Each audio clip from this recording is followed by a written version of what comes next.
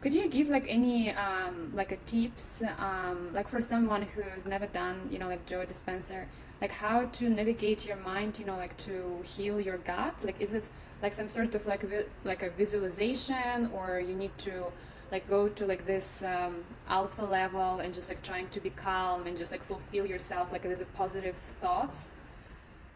There's it's a very good point. You don't need to go do Joe Dispenza to get the benefits of meditation. You can actually go to his website. I sound like a commercial for him. And you can download different meditations. And there are many that I recommend that I would recommend in a heartbeat. You can just go to his audio library and pick any of them, right? There's meditations that you can do that actually allow you to visualize your life in the future, be able to visualize your body, bring it into alpha. But many of these meditations exist other places. You can get different apps. I think Sam Harris with the Waking Up app is critical. It's $100 I think for a year, but it's worth every single penny. So there you get different teachers on the Sam Harris app on Waking Up, teaching different forms of meditation, guided, non-guided, breathing, different courses that you can do on the app on mindfulness. So I do Sam Harris almost every single day. This is critical. The use of certain apps that I think also bring you into the moment and reduce the default mode, talking to yourself about how life could have been if only you had $1 million and you were famous, whatever you're making up in your head. There are certain devices that help you meditate really well. I'm trying to think of one that I think everybody could use really easily. For instance, I think Muse, M-U-S-E, is a phenomenal simple meditation device that teaches you neurofeedback. And it's a lot easier to train your mind and your thinking by using a particular device. That one I like a lot. I like Vital. Vital is a headset that you can use primarily to move you out of beta and into alpha. It works on binaural beats. You can also look at a screen, and the visualization part is really quite compelling. But if not, just that particular device I think is phenomenal. I think Muse is phenomenal. For people that have great difficulty sleeping or anxiety before they go to bed or can't sleep throughout the whole night, there's a device that I recommend called Somni, S-O-M-N-E-E. Somni works on a neurofeedback signal. You put it on right before you go to bed, and it makes you meditate for 15 minutes while it's actually normalizing brain waves. It's really quite fascinating. So it's doing you, right? Somni does you, and I find it to be a very powerful neurofeedback mindfulness tool. Muse is a training tool, right? Vital is a meditation training tool. So there you need to earn your peace of mind. And those, I think, are three very inexpensive tools that somebody can use to actually put them in a mindfulness state. Regarding those tools, what do you think? I mean, do you think it's safe? Like, what's your opinion about it? I think, don't we try to intervene into certain processes which we're supposed to do ourselves?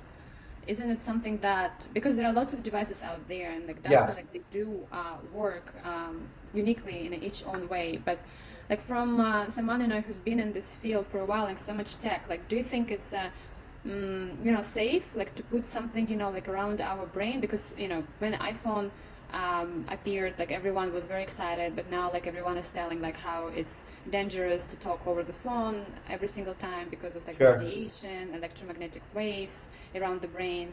A lot of biohackers and like people like in our field, instead of having Bluetooth headphones, now switching to the old ones with the wires, just for the Sure. same. So what's your opinion about that? Well, there's good tech and there's bad tech, right? And the devices that I'm talking about, I've been looking at for many years now. The way that they're developed, what about them is actually problematic or not. So there, you and I both know we get exposed constantly to people that are coming out with new tech all the time, and some of it is just really lousy, crappy. I'm not that impressed. But over the years, I've come to several devices that I find to be low in terms of their EMF impact on our body, right? And there's there's a certain cap I got to put on how much am I going to do.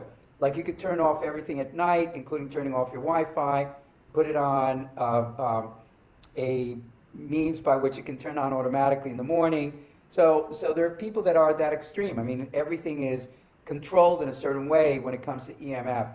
I don't worry that much. I think that there's a certain amount that we can tolerate really well, and we do fine with. I think devices like the ones that I mentioned are of extreme low impact on our bodies.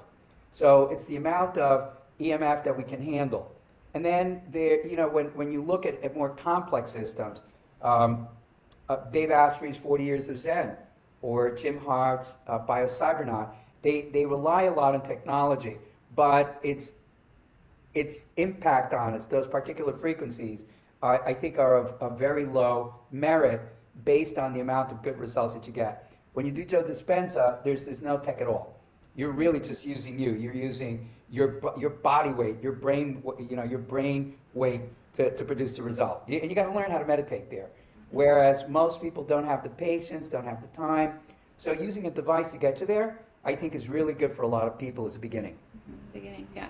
So basically, like what we so far spoke about, so meditation, and you also are saying that visualization especially, right? Correct. So when we thinking positive, when we do visualization about like being us, like healthy, happy, or talking about like our thoughts, like create our reality, create who we are.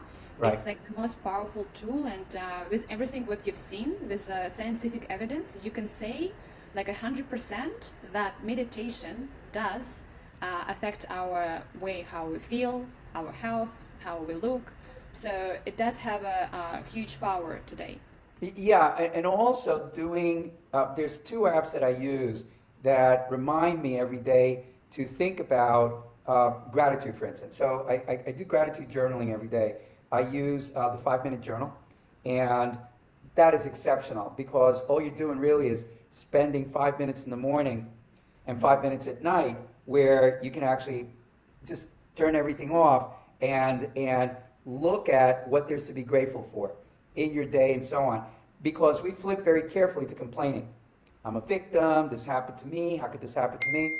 So to be reminded is critical by getting on an app like that. There's an app called Stoic, which I think is a masterpiece also. A masterpiece in that it's so well designed to prompt you to journal, pay attention to your thoughts. So I do both, and it's about 15 minutes in the morning, and at nighttime, it's about a half an hour that I put aside. But for most people, even if they did it 5 minutes, it reinforces the neuronal pathways where you remember to be grateful, that you can flip into gratitude. And it's work, because most of us get angry quickly. We get insulted very quickly. Our egos are very fragile. We take things very personally. And the more mindfulness work that you do, the more that you're able to let go of those tendencies to lose your shit quickly, to be so sensitive that you take things very personally, that the most important thing is how well can you let go, right? How well can you regulate your temper? And I think mindfulness does that, and consequentially, you will live longer better.